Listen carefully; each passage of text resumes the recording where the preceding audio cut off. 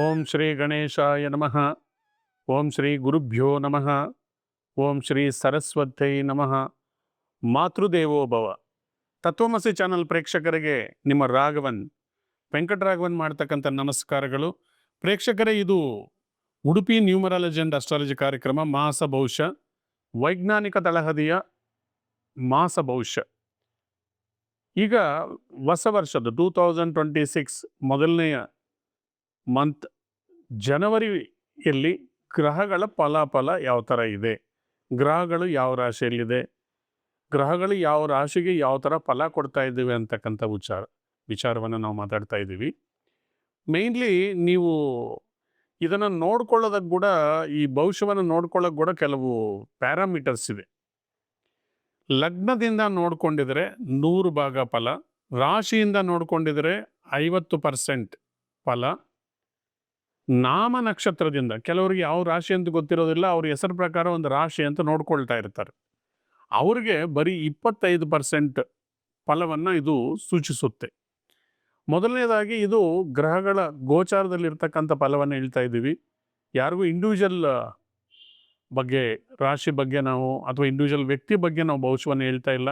ಸಾಕಷ್ಟು ಜನರಿಗೆ ಏನಂದರೆ, ನಾವು ಒಳ್ಳೇದು ಹೇಳ್ತಾ ಇರುವಾಗ ನಮ್ಗೆ ಕೆಟ್ಟದಾಗಿದೆ ಅಂತ ಕೆಲವರು ಹೇಳ್ತಾ ಇರ್ತಾರೆ. ನಾವು ಈ ರಾಶಿಗೆ ಅಷ್ಟು ಚೆನ್ನಾಗಿಲ್ಲ ಅನ್ನುವಾಗ ಕೆಲವರು ನಮ್ಗೆ ಚೆನ್ನಾಗಿದೆ ಅಂತ ಹೇಳ್ತಾ ಇರ್ತಾರೆ. ಅಂದರೆ ಇದು ವೈಯಕ್ತಿಕವಾಗಿ ನಿಮ್ಮ ಜಾತಕದಲ್ಲಿ ಗ್ರಹಗಳು, ದಶಾಭುಕ್ತಿಗಳು, ಜಾತಕದಲ್ಲಿರ್ತಕ್ಕಂಥ ದೋಷಗಳು, ಇಂಥದ್ದೆಲ್ಲ ಕೂಡ ನೀವು ಹತ್ರದಲ್ಲಿರ್ತಕ್ಕಂಥ ಒಬ್ಬ ಅಸ್ಟ್ರಾಲಜರ್ ಹತ್ರ ತಿಳ್ಕೊಂಡು ಇದನ್ನು ತುಲನೆ ಮಾಡ್ಕೊಳ್ಳಿ, ನಿಮಗೆ ಕರೆಕ್ಟ್ ರಿಸಲ್ಟ್ಸ್ ಬರುತ್ತೆ. ಎನಿವೆ, ಈ ತಿಂಗಳಲ್ಲಿ ಜನವರಿ ತಿಂಗಳಲ್ಲಿ ಗ್ರಹಗಳೆಲ್ಲೆಲ್ಲಿದೆ ನೋಡ್ಕೊಂಡು ಬರೋಣ ಬನ್ನಿ ಕ್ವಿಕ್ ಆಗಿ. ಮೊದಲನೇದಾಗಿ ಗುರು ಭಗವಾನರು ಈಗ ಮಿಥುನ ರಾಶಿಯಲ್ಲಿ ಸ್ಥಿತರಾಗಿದ್ದಾರೆ. ಶನಿ ಭಗವಾನರು ಮೀನ ರಾಶಿಯಲ್ಲಿದ್ದರೆ, ರಾಹು ಭಗವಾನರು ಕುಂಭ, ಸಿಂಹ ರಾಶಿಯಲ್ಲಿ ಕೇತು ಭಗವಾನರು. ಕುಜರು ಈ ತಿಂಗಳ 16ನೇ ತಾರೀಕು ಧನಸ್ಸು ರಾಶಿಯಿಂದ ಉಚ್ಚ ರಾಶಿಯಾಗಿರ್ತಕ್ಕಂಥ ಮಕರ ರಾಶಿಗೆ ಬಂದಿದ್ದಾರೆ.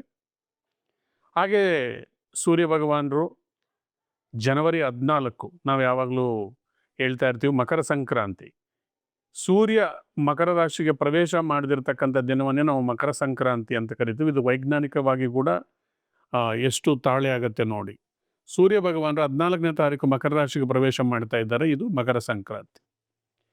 ಶುಕ್ರ ಭಗವಾನರು 13ನೇ ತಾರೀಕು ಧನುಸು ರಾಶಿಯಿಂದ ಮಕರ ರಾಶಿಗೆ ಪ್ರವೇಶ ಮಾಡ್ತಾ ಇದ್ದಾರೆ. 17ನೇ ನಂತರ ಧನುಸು ರಾಶಿಯಿಂದ ಬುಧರು ಮಕರ ರಾಶಿಗೆ ಸೇರಿಕೊಳ್ತಾ ಇದ್ದಾರೆ. ಮಕರ ರಾಶಿಯಲ್ಲಿ 4 ಗ್ರಹರ ಸಂಪರ್ಕ ಈ ತಿಂಗಳ ಮಧ್ಯಭಾಗದಿಂದ ಪ್ರಾರಂಭ ಆಗುತ್ತೆ. ಇನ್ನು ಉಳಿದಂಗೆ ಈ ಗ್ರಹಗಳು ಜನವರಿಯಲ್ಲಿ ಯಾವ ಥರ ಫಲ ಕೊಡುತ್ತೆ ಅಂತ ಒಂದೊಂದು ರಾಶಿಯಾಗಿ ನಾವು ನೋಡ್ಕೊಂಡು ಹೋಗೋಣ ಬನ್ನಿ. ಮುಂದಿನ ರಾಶಿ ಧನುಸು ರಾಶಿ. ಧನುಸು ರಾಶಿಯವರಿಗೆ ಶನಿ ಭಗವಾನರು ನಿಮ್ಮ ರಾಶಿಯನ್ನು ನೋಡ್ತಾ ಇದ್ದಾರೆ. ಬೆಳಗ್ಗೆ ಬೇಗ ಎದ್ದೇಳಿ, ರಾತ್ರಿ ಬೇಗ ಮಲ್ಕೊಳ್ಳಿ. ಸ್ಟೂಡೆಂಟ್ಸು ಟೈಮ್ ಟು ಟೈಮ್ ಹೋಮ್ವರ್ಕನ್ನು ಕಂಪ್ಲೀಟ್ ಮಾಡ್ಕೊಳ್ಳಿ. ರೈತರಾಗಿದ್ದರೂ ಅಷ್ಟೇ, ಉದ್ಯೋಗಸ್ಥರಾಗಿದ್ದರೂ ಕೂಡ ಅಷ್ಟೇ, ನಿಮ್ಮ ಕೆಲಸ ಕಾರ್ಯಗಳನ್ನು ಪೆಂಡಿಂಗ್ ಇಟ್ಕೊಳ್ಳೋಕೆ ಹೋಗ್ಬೇಡಿ. Later is now. ನಾಳೆ ಮಾಡೋ ಕೆಲಸ ಇವತ್ತೇ ಮಾಡಿ, ಇವತ್ತು ಮಾಡೋ ಕೆಲಸ ಈಗಲೇ ಮಾಡಿ. ಮತ್ತು ಧನುಸು ರಾಶಿಯವರಿಗೆ ನಿಮ್ಮ ರಾಶಿಯಲ್ಲಿನೇ ಬುಧ ಸೂರ್ಯ ಇರೋದರಿಂದ ಬುದ್ಧಿಚಾತುರ್ಯ ಇರುತ್ತೆ. ನೀವು ಓವರ್ ಸ್ಮಾರ್ಟ್ ಅಂತ ಯಾರಿಗೂ ತೋರ್ಸೋಕೆ ಹೋಗಬೇಡಿ. ಎಲ್ಲರೂ ಬುದ್ಧಿವಂತರು, ನಿಮ್ಮ ಆಪೋಸಿಟ್ ಇಲ್ಲಿರೋರು ಕೂಡ ಬುದ್ಧಿವಂತರು. ಸೊ ಯಾರನ್ನೂ ಓವರ್ಟೇಕ್ ಮಾಡೋಕ್ಕೆ ಹೋಗಬೇಡಿ ನಿಮ್ಮ ಟ್ಯಾಲೆಂಟಿಂದ. ನಿಮಗೆ ನೆನಪಿನ ಶಕ್ತಿ ಸ್ವಲ್ಪ ಕಮ್ಮಿ ಇರೋದರಿಂದ ನಿಮ್ಮ ನೆನಪಿನ ಶಕ್ತಿಗಾಗಿ ಕೆಲವು ಟ್ರಿಕ್ಸನ್ನು ನೀವು ಅಳವಡಿಸ್ಕೊಳ್ತಾ ಹೋಗಿ. ನಿಮ್ಮ ರಾಶಿಯಲ್ಲೇ ಕುಜ ಇರೋದರಿಂದ ತಾಳ್ಮೆ ಬೇಕು. ಈ ತಿಂಗಳು ಪೂರ್ವಾರ್ಧ ಅಂದರೆ 14ನೇ ತಾರೀಕುವರೆಗೂ ಕೂಡ ಸೂರ್ಯ ಕುಜ ನಿಮ್ಮ ರಾಶಿಯಲ್ಲಿರೋದರಿಂದ ಕೋಪ, ತಾಪ, ಜಗಳ, ಹೈ ಪ್ರೆಷರ್ ತೊಗೊಳಕ್ಕೆ ಹೋಗಬೇಡಿ. ಗರುಡ ದಂಡಕ ಓದ್ಕೊಳ್ಳಿ, ಮನಸ್ಸು ಶಾಂತವಾಗಿರುತ್ತೆ. ಯಾರು ಪದೇ ಟೆನ್ಷನ್ ಪಡ್ತಾ ಇರ್ತಾರೋ ಅವರು ಗರುಡ ದಂಡಕವನ್ನು ಓದ್ಕೊಳ್ಳಿ. ದೇಶಿಕಾಚಾರ್ಯರು ಬರೆದಿರ್ತಕ್ಕಂಥ ಈ ಗರುಡ ದಂಡಕ ತುಂಬ ಪವರ್ಫುಲ್. ಮತ್ತು ಯಾರಿಗಾದರೂ ನೆಗೆಟಿವ್ ಥಿಂಕಿಂಗ್ ಇರುತ್ತೆ, ಪದೇ ಡಿಮೋಟಿವೇಶನ್ನು, ಡಿಪ್ರೆಷನ್ ಅಂತ ಇರುತ್ತೆ, ಆದಿತ್ಯ ಹೃದಯಂ ಓದಿ. ಆದಿತ್ಯ ಹೃದಯಂ ದಿನಕ್ಕೆ 3 ಬಾರಿ ಓದಿದರೆ ನಿಮ್ಗೆ ಯಾವ ಸೈಕಾಲಜಿಸ್ಟೂ ಬೇಕಾಗಿರೋದಿಲ್ಲ. ಆ ಮಂತ್ರಗಳಿಗೆ ಅಷ್ಟೊಂದು ಶಕ್ತಿ ಇರುತ್ತೆ. ನಂಬಿಕೆಯಿಂದ ಮಾಡಬೇಕು. ಮತ್ತು ಸೆಕೆಂಡ್ ಹಾಫಲ್ಲಿ ಗ್ರಹಗಳೆಲ್ಲ ಧನಸ್ಥಾನಕ್ಕೆ ಹೋಗ್ತಾ ಇದ್ದವು. ಧನಸ್ಥಾನದಲ್ಲಿ ಶುಕ್ರ ಬುಧ ಇರೋದು ಒಳ್ಳೆಯದೇ. ಧನಗಮನ ಬರಬೇಕಾಗಿರ್ತಕ್ಕಂಥ ದುಡ್ಡು ಬರ್ತಕ್ಕಂಥದ್ದು. ಎಷ್ಟೋ ದಿವಸಗಳಿಂದ ತೊಗೋಬೇಕು ಅಂದ್ಕೊಂಡಿದ್ದ ಸೈಕಲ್ಲೋ ಕಾರೋ ಅಥವಾ ಬೈಕೋ ತೊಗೊಂಡ್ಬಿಡ್ತಕ್ಕಂಥದ್ದು. ಎಷ್ಟೋ ದಿನಗಳಿಂದ ಕೆಲಸ ಕಾರ್ಯಗಳು, ಮನೆ ಕಟ್ತಕ್ಕಂಥ ಕೆಲಸ ಕಾರ್ಯಗಳು ನಿಂತೋಗಿರೋರಿಗೆ ಮತ್ತೆ ಪುನರಾರಂಭ ಮಾಡ್ತಕ್ಕಂಥವ್ರಿಗೆ. ಆದರೆ ದ್ವಿತೀಯದಲ್ಲಿ ಇರ್ತಕ್ಕಂಥ ಕುಜ ಬುಧ ಮಾತಿನ ಮೇಲೆ ನಿಗಾ ಇರಲಿ, ಮಾತಿನ ಮೇಲೆ ನಿಗಾ ಇರಲಿ. ಕುಜ ಸೂರ್ಯ ಅಗ್ನಿತತ್ವದ ಗ್ರಹರು, ಕ್ಷತ್ರಿಯ ಗ್ರಹರು.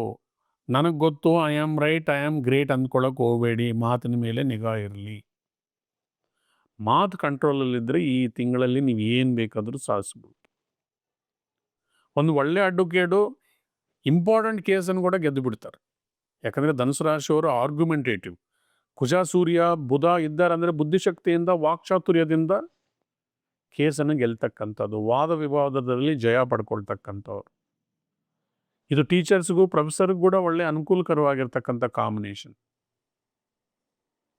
ವಿದ್ಯಾರ್ಥಿಗಳು ಕೂಡ ಗುರು ನಿಮ್ಮ ರಾಶಿಯನ್ನು ನೋಡ್ತಾ ಇರೋದ್ರಿಂದ ಹಾರ್ಡ್ ವರ್ಕ್ ಮಾಡಿ ಒಳ್ಳೆ ರಿಸಲ್ಟ್ ಬರುತ್ತೆ. ನೆಕ್ಸ್ಟ್ ಇಯರ್ ಜೂನ್ವರೆಗೂ ನಿಮಗೆ ಗುರುಬಲ ಇದೆ. 2ನೇ ತಾರೀಕುವರೆಗೂ ಗುರುಗಳ ಅನುಗ್ರಹಣೆ ನಿಮ್ಮ ಮೇಲೆ ಇದೆ. ನೆಕ್ಸ್ಟ್ 3ನೇ ಮನೆಯಲ್ಲಿ ರಾಹು ಭಗವಾನರಿದ್ದಾರೆ. 3ನೇ ಮನೆಯಲ್ಲಿ ರಾಹು ಭಗವಾನರಿದ್ದರೆ ಜಯ ಸುಲಭ. ಸ್ವಲ್ಪ ಎಫರ್ಟ್ಸ್ ಇಟ್ಟಿದ್ರೆ ದೊಡ್ಡ ಜಯ ಕೊಟ್ಟು ಬಿಡ್ತಾರೆ ರಾಹು ಭಗವಾನ್ರು. 4ನೇ ಮನೆಯಲ್ಲಿ ಶನಿ ಭಗವಾನರಿರೋದ್ರಿಂದ no postponements, no negligency, no laziness.